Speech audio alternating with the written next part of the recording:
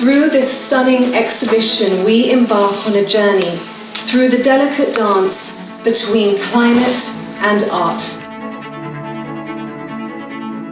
احفظني يا رب ارزقني set off to sea with nothing but faith in his ribcage, spent his days under the water looking for the life he wanted to give his children, we were told.